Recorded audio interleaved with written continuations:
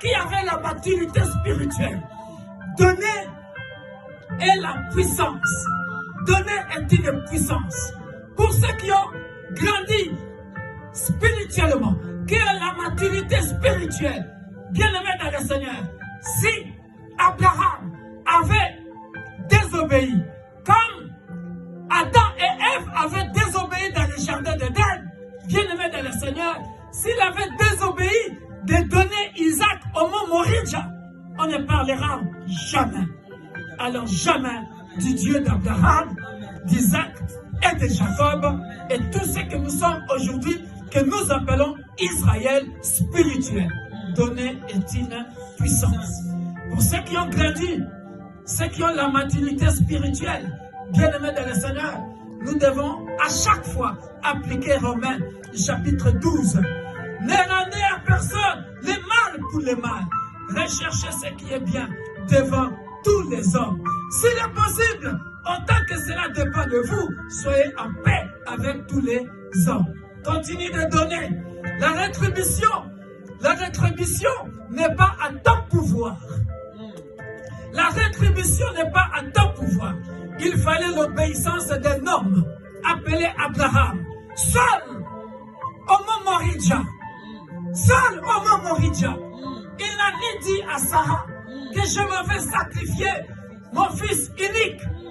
Voilà pourquoi la Bible a toujours dit Isaac était la préfiguration, bien-aimé dans le Seigneur de Jésus-Christ, qui devait se sacrifier. Alléluia. Abraham était la préfiguration de Dieu, le Père, qui donne son fils Isaac, qui donne son fils unique Jésus-Christ.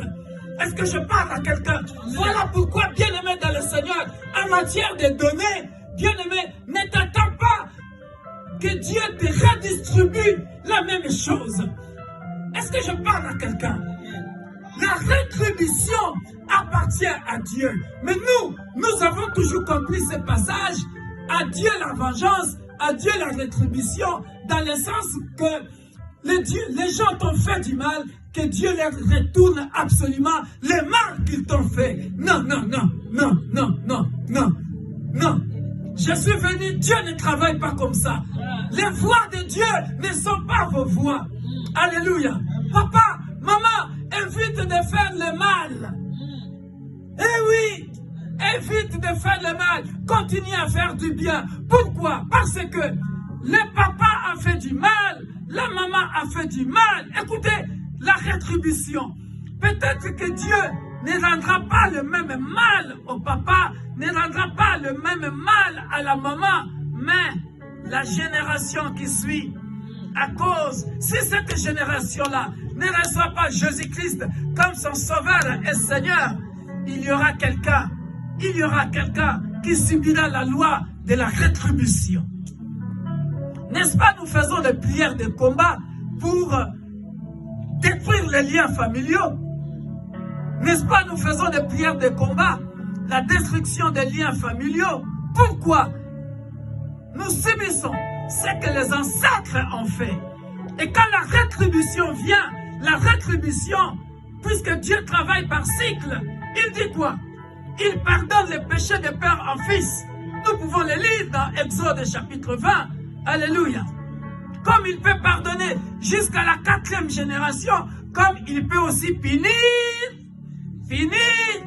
Ah oui, de génération en génération.